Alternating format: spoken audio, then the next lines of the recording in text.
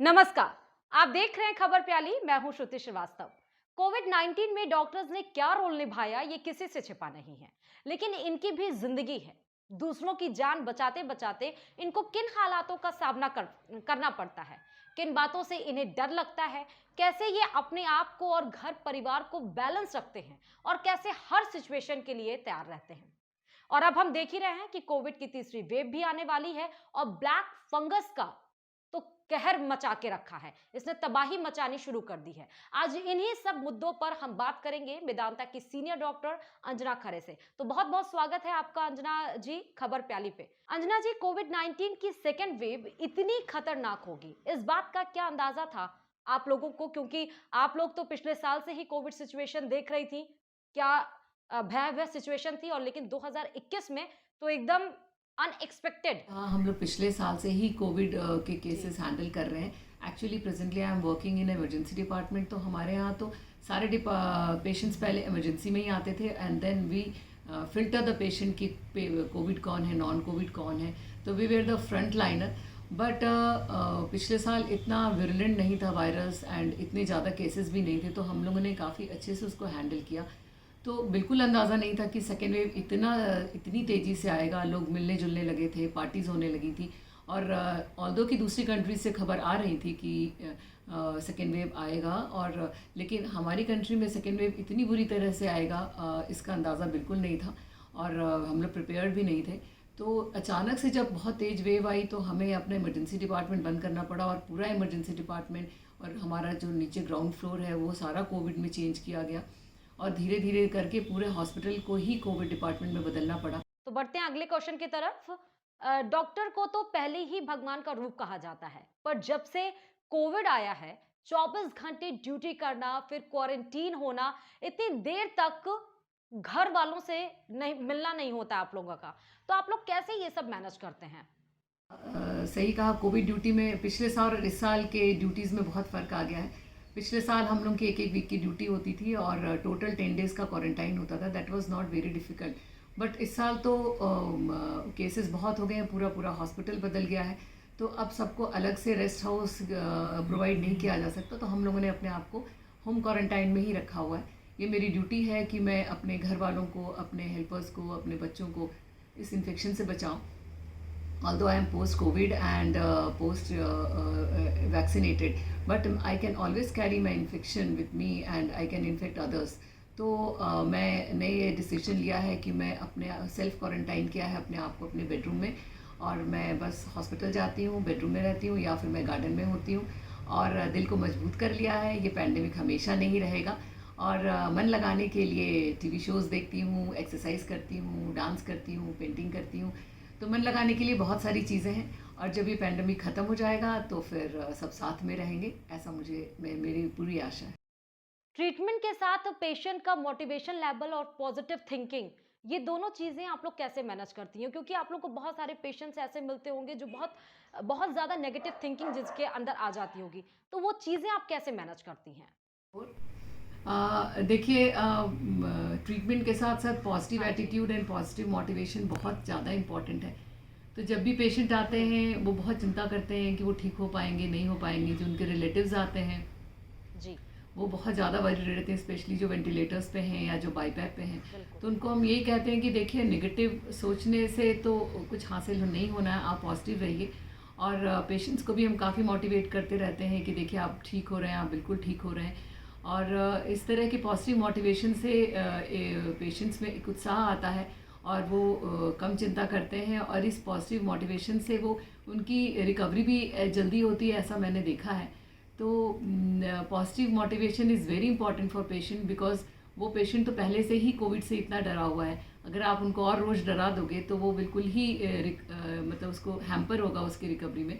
तो पॉजिटिव बोलते रहना पेशेंट्स के लिए बहुत ज़्यादा ज़रूरी है। क्योंकि अंजना जी, आप गायनेकोलॉजिस्ट हैं, तो कोविड पेशेंट के अलावा भी नॉर्मल पेशेंट आते होंगे, तो उनको कैसे मैनेज करती हैं? क्योंकि कोविड तो आप क्यों कोविड की तो ड्यूटी कर ही रही हैं, लेकिन इसके अलावा भी बहुत सारी प्रेग्नेंट लेडीज आती होंगी ऑपरेशंस के लिए, या उन्हें भी दिक्कत होती होगी, या आजकल हम देख रहे हैं कि जो प्रेग्नेंट लेडीज हैं उन्हें वैक्सीन लगवानी चाहिए या नहीं लगवानी चाहिए, उनके कॉल्स आते होंगे। तो ये सारी सिचुएशन को आप कोविड के साथ साथ अदर पेशेंट्स को कैसे ट्रीट करती हैं? सवाल पूछा जा रहा है कि ड्यूरिंग हाँ। प्रेगनेंसी या ड्यूरिंग लैक्टेशन मदर को वैक्सीन मिलनी चाहिए कि नहीं मिलनी चाहिए। तो इन इंडिया तो मेरा जवाब होगा कि नहीं, इसलिए कि इंडिया में दो ही वैक्सीन्स अवेलेबल हैं अभी, कोविशील्ड एंड कोवैक्सीन। और इनके जब ट्रायल्स हुए थे तब लैक्टेटिंग एंड प्रेग्नेंट वुमेन पे ट्रायल नहीं हुआ था। तो ये कहना हमारे लिए मुश्किल है कि whether it is safe for lactating and pregnant women. अगर आप बाहर की कंट्री में हैं, लाइक अमेरिका में या यूके में, जहाँ मॉडर्ना और फाइज़र वैक्सीन इस्तेमाल हो रहे हैं, तो उन लोगों ने करीब 90,000 pregnant women and lactating women को ये वैक्सीन दिया है। तो वो बिल्कुल सेफ़ है उनके लिए, और उनके कोई साइड इफ़ेक्ट्स नहीं हुए हैं। तो उनका कहना है कि ड्यूरिंग प्रेगनेंसी भी हम दूसरे वैक्सीन्स लेते हैं, तो कोविड-19 के वैक्सीन क्यों नहीं। बट उन लोगों ने इसका ट्रायल किया है और वो दे रहे हैं, और अभी हमारे यहाँ पर ऐसी अनुमति नहीं मिली है इसके ट्रायल की। तो ये कहना बड़ा मुश्किल होगा कि इनको हम इंडिया में दे सकते हैं कि नहीं दे सकते हैं। क्योंकि अब कोविड का सेकेंड वेव है, और जो कोविड का सेकेंड वेव था वो इतना भयानक है कि oxygen, blood, plasma, testing, vaccine, doctors, staff सब कम पड़ गए। तो आपने इस सिचुएशन को कैसे संभाला? आपके पास भी होंगे कि जहां पर आपके स्टाफ नहीं होंगे, आप अकेले होंगे बहुत सारी सिचुएशन को, तो उस सिचुएशन को आप कैसे संभालती हैं? तो मैं ये मैसेज हाँ करना जी। चाहूँगी, मैं अपने सारे डॉक्टर साथियों से, पैरामेडिकल स्टाफ से और उन सभी से नहीं, जो बिल्कुल, इस बिल्कुल। कोविड की जी। बीमारी में साथ दे रहे हैं हाँ। लड़ने के लिए और हेल्प कर रहे हैं। तो जो नॉन मेडिकोज़ हैं, जो पेशेंट्स को हेल्प कर रहे हैं, उनको एम्बुलेंस प्रोवाइड कराने में, ऑक्सीजन प्रोवाइड कराने में और मेडिसिन प्रोवाइड कराने में, तो मैं उन सबको कहना चाहती हूँ कि ये बहुत ही नेक काम है। और हम सब जब मिलकर साथ से लड़ेंगे इस कोविड के लिए, तभी इसका अंत हो पाएगा। तो केवल डॉक्टर्स या केवल पैरामेडिकल स्टाफ या जो है गवर्नमेंट के जो लोग हैं उनसे नहीं होगा, बाकी और दूसरे लोग भी जो भी अपनी तरफ से मदद कर सकते हैं, सारे लोग इसमें मदद करें। जितने भी एनजीओज़ हैं वो जो इनकी मदद कर रहे हैं, तो सबकी मदद से हम इस पैंडेमिक पे विजय पा सकेंगे और हम इसको हरा सकेंगे। अभी हाल ही में हमने देखा कि ब्लैक फंगस के केसेस भी बहुत सारे आए हैं, चाहे वो बनारस हो, जयपुर हो, राजस्थान हो, कई जगह पे, मुंबई। तो इससे कैसे बचें, और ये कैसे पता चलेगा कि हम इसके शिकार हो चुके हैं, या फिर ब्लैक फंगस शुरू कैसे हुआ? इसकी शुरुआत कैसे हुई?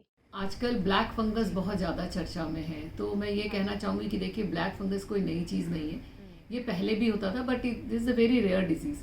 बट चूँकि अभी कोविड का पैंडेमिक चल रहा है, काफ़ी सारे लोग स्टेरॉयड ट्रीटमेंट पे हैं। तो जब स्टेरॉयड ट्रीटमेंट लेते हैं तो उनका शुगर लेवल थोड़ा डीरेंज हो जाता है।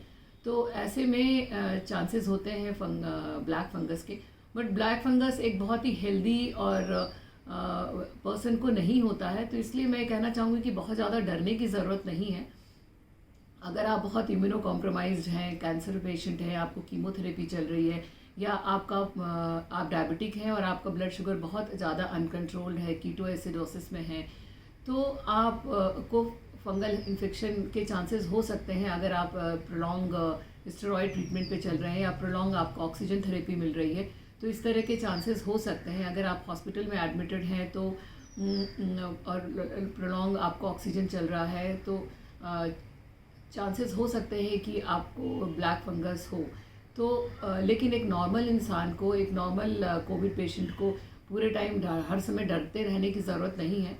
तो फिर मैं ये बताना चाहूँगी कि इसके साइन एंड सिम्टम्स क्या हैं। बिकॉज़ ये स्पोर्स जो होते हैं, जो फंगस के जो स्पोर्स होते हैं, एक तरह का आप समझिए बीज जो हवा में उड़ते रहते हैं, वो आपके नेज़ल पैसेज के थ्रू जाते हैं, पहले यहाँ इम्प्लांट होते हैं और वो अपने जो है हाइफे के थ्रू बढ़ते जाते हैं। और इनकी एक ये खासियत होती है कि they can penetrate bones and muscle and tissues everything. तो ये ब्लैक फंगस जो है उसके जो सिम्टम्स हैं वो नेज़ल से मेनली शुरू होता है। आपको नेज़ल स्टिफनेस होगी, नेज़ल पेन होगा। दिस राइनो ऑर्बिटल एरिया को पहले वो इन्वॉल्व करता है।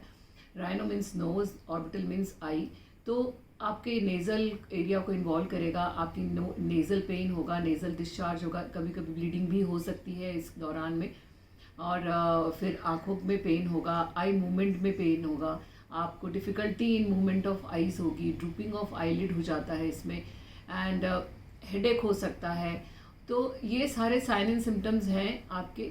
और अगर फेशियल या ये जो साइनसेस में ये स्प्रेड कर जाता है तो स्वेलिंग इन चीक बोन हो सकता है और इन्फेक्शन दांतों तक जा सकता है, तो स्वेलिंग ऑफ गम्स हो सकता है इसमें। तो ये मतलब ये सिम्टम्स होते हैं ब्लैक फंगस के। तो इसके लिए घबराने की ज़रूरत नहीं है, हमें बस इनिशियली हमें बहुत सावधान रहना है कि नाक में दर्द तो नहीं हो रहा है, स्वेलिंग तो नहीं आ रही है, और नेज़ल ब्लीड तो नहीं कर रहा है, नेज़ल स्टिफनेस तो नहीं है, आँखों में पेन तो नहीं है। और हम इसको कंजक्टिवाइटिस से डिफ्रेंशिएट करेंगे कि conjunctivitis mostly both the eyes को इन्वॉल्व करती है और बीमारी की शुरुआत में हो सकता है, बट ये जो ब्लैक फंगस है वो सिंगल आई को मेनली इन्फेक्ट करती है। तो इस तरह से आप अगर विजिलेंट रहेंगे, ध्यान रखेंगे और इनिशियली स्टेज पर अगर इसको रिकॉग्नाइज कर लेंगे, अपने ईएनटी डॉक्टर से मिलेंगे, अपने फिजिशियन से मिलेंगे, अपने ऑप्थेल्मोलॉजिस्ट से मिलेंगे और उनके चेकअप से वो एग्जामिनेशन करेंगे, वो आपका चेकअप करेंगे, और अगर वो आइडेंटिफाई हो जाता है कि ब्लैक फंगस है तो इसका ट्रीटमेंट है एक एम्फोटेरेसिन इंजेक्शन आता है, एंटी फंगल है ये इंजेक्शन, उससे इसका इलाज हो सकता है। तो ये मेडिकल प्लस सर्जिकल दोनों का ही इलाज है ये। अगर आपने इनिशियल स्टेज पे कर लिया तो बहुत ही माइल्ड इंटरवेंशन होता है। इंटरवेंशन तो करना ही पड़ता है बिकॉज आपको वो फंगस तो स्क्रैच करके आपको निकालना ही है। वैक्सीन के सवाल तो बहुत हैं, बट बहुत सारे लोग ये भी जानना चाहते हैं कि क्या सेकेंड डोज वैक्सीन की जरूरी है लगवाना, क्योंकि बहुत सारे लोग ये सोच रहे हैं कि पहली डोज लगवा ली तो इसके असर कब शुरू हो गए हैं, और जब अब सेकेंड डोज हमें कब लगवानी है और क्यों लगवानी है। का ये सवाल है कि हमें सेकेंड डोज क्यों लेना चाहिए। तो देखिए, मैं ये बताना चाहूँगी कि जो हम फर्स्ट डोज लेते हैं उसको प्राइम डोज कहा जाता है। वो हमारे इम्यून सिस्टम को प्राइम करता है टू प्रोड्यूस एंटीबॉडी, बट वो बहुत ज़्यादा दिन तक नहीं रहता। थोड़े दिन बाद उसकी जो वैल्यू है, जो उसका लेवल है, वो कम होने लगता है। इसलिए हमें सेकेंड डोज लेना होता है, उसे कहते हैं बूस्टर डोज। वो हमारे इम्यून सिस्टम को बूस्ट करता है और वो बहुत तेज़ी से और हाई लेवल एंटीबॉडीज़ प्रोड्यूस कराता है बॉडी में और उसका लेवल बढ़ाता है। वो मेमोरी सेल को भी का भी लेवल बढ़ाता है।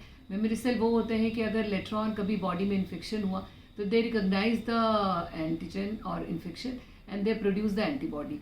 तो इसीलिए 2 डोज बहुत ज़्यादा इंपॉर्टेंट है। तो इसीलिए मैं सबसे ये कहूँगी कि केवल एक सिंगल डोज ना लें, दोनों डोज बहुत इंपॉर्टेंट है।